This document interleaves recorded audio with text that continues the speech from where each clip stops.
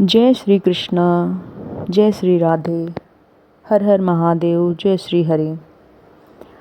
आज हम कथा में एक बार फिर से आप सबके समक्ष प्रस्तुत हुए हैं और आज की कथा है 9वां अध्याय। कार्तिक मास के 9वें अध्याय की तरफ हम बढ़ चुके हैं।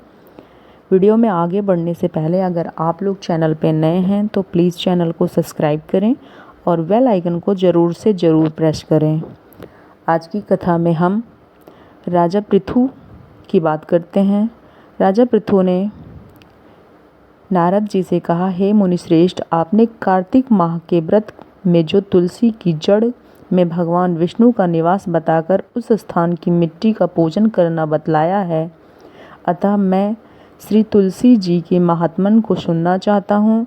तुलसी जी कहाँ और किस प्रकार उत्पन्न हुई, इसे बताने का आप कृपा प्रदान करें। नारद जी बोले, हे राजन, अब मैं आपको तुलसी की महात्मता को प्राचीन से ही बताता हूँ।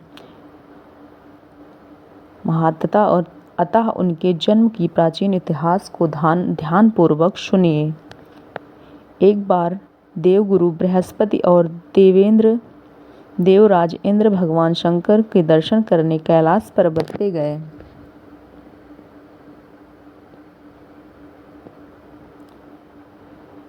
तब भगवान शंकर ने अपनी भक्तों की परीक्षा लेने के लिए एक जटाधारी दिगंबर का रूप धारण कर उन दोनों के मार्ग में अवरोध उत्पन्न किया। यद्यपि वह तेजस्वी, शांत, लंबी भुजा और चौड़ी छाती वाले और गौर वर्ण अपने विशाल नेत्रों से युक्त तथा सिर पर जटा धारण किए हुए वैसे ही बैठे थे, तथापि उन भगवान शंकर को ना पहचान कर इंद्र ने उनसे उनका नाम व धाम आदि पूछते हुए कहा, क्या आप भगवान शंकर के अपने स्थान पे हैं या कहीं गए हुए हैं? इस पर तपस्वी रूप भगवान शिव कुछ नहीं बोले। इंद्र को अपनी त्रैलोकीनाथ होने का गर्व था।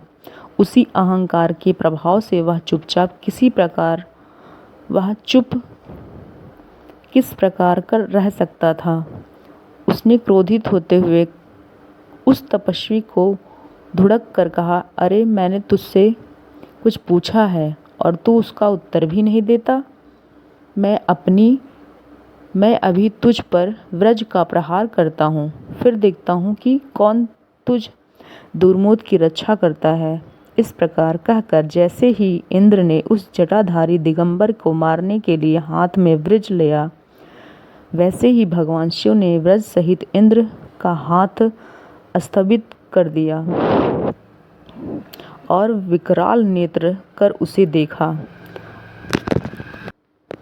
उस समय ऐसा प्रतीत हो रहा था कि वह दिगंबर प्रज्वलित हो उठा है और वह अपने तेज से जला देगा। भुजाएं स्थगित होने के कारण इंद्र दुखित होने के साथ साथ अत्यंत कुपित भी हो गया, परंतु उस जटाधारी दिगंबर को प्रज्वलित देखकर बृहस्पति जी ने उसे भगवान शंकर को जानकर प्रणाम किया और दंडवत होकर उनकी स्तुति करने लगे। बृहस्पति भगवान शंकर से कहने लगे, हे दीनानाथ, हे महादेव, आप अपने क्रोध को शांत कर लीजिए और इंद्र के इस अपराध को क्षमा कीजिए। बृहस्पति ने यह वचन सुनकर भगवान शंकर ने गंभीर वाणी में कहा, मैं अपने नेत्रों से निकलते हुए क्रोध को किस प्रकार रोकूं? तब बृहस्पति ने कहा, भगवान, आप अपना भक्त वत्सल नाम सार्थक करते हुए अपने भक्तों पर दया कीजिए और आप अपने इस तेज को अन्यत्र स्थापित कीजिए और इंद्र का उद्धार कीजिए। तब भगवान शंकर गुरु बृहस्पति से बोले, मैं तो तुम्हारी स्तुति से अत्यंत प्रसन्न हूँ। तुमने इंद्र को जीवन दान दिलवाया है। मुझे विश्वास है कि मेरे नेत्रों की अग्नि से अब इंद्र को पीड़ित नहीं करेगी। बृहस्पति ने इस प्रकार कहकर भगवान शिव को अपने मस्तक से निकलते हुए अग्निमय तेज को अपने हाथों में ले लिया और फिर उसे क्षीण सागर में डाल दिया। तत्पश्चात भगवान शंकर अंतर्ध्यान हो गए। इस प्रकार जिसको भी जानने की कामना थी उसे जानकर इंद्र तथा बृहस्पति अपने अपने स्थान पर चले गए। कार्तिक मास का 9वां अध्याय यहीं पे समाप्त होता है। अगले अध्याय में आप सबके लिए कल फिर लेके आप सबके समक्ष प्रस्तुत होंगी। तब तक के लिए जय श्री राधे, जय श्री कृष्ण, हर हर महादेव, जय श्री हरि। कथा के लास्ट में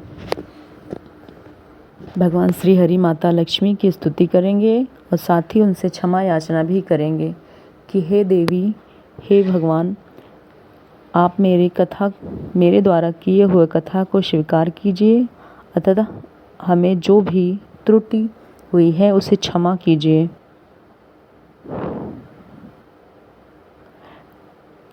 कार्तिक मास में मनुष्य जहाँ कहीं भी रहता है पर उनकी अपनी पूजा आपके द्वारा दी हुई दीक्षा से उन्हें सुख संपत्ति प्रदान कीजिए और अब इस भोग को स्वीकार कीजिए। कार्तिक मास के व्रत के 9वें अध्याय में भगवान विष्णु का पूजन विधि तथा माता रानी के महत्व के बारे में बतलाया गया है। 9वां अध्याय यहीं पे समाप्त होता है।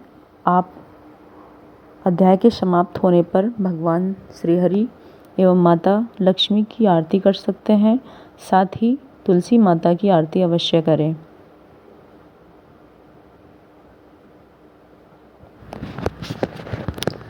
तुलसी महारानी नमो नमो, हरि की पटरानी नमो नमो, धन तुलसी पूर्ण तप कीनो, सालिक राम बनी पटरानी, जाके पत्र मंजरी कोमल, श्रीपति कमल चरण लपटानी।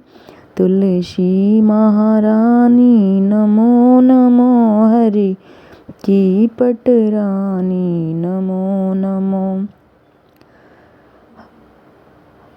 कौन से महीने में बोई रानी तुलसा, कौन से महीने में हुई हरियाली, तुलसी महारानी नमो नमो, हरि की पटरानी नमो नमो। धूप दीप नैवेद्य आरती, पुष्पन की बरसा बरसानी, 56 भोग 3400 व्यंजन, बिन तुलसी हरि एक न मानी। तुलसी महारानी नमो नमो, हरि की पटरानी नमो नमो। सभी सखी तुलसी माँ तेरे गुण गावे, भक्ति दान दीजे महारानी नमो नमो। तुलसी महारानी नमो नमो, हरि की पटरानी। बोल तुलसी मैया की जय, बोलो माता शेरा वाली।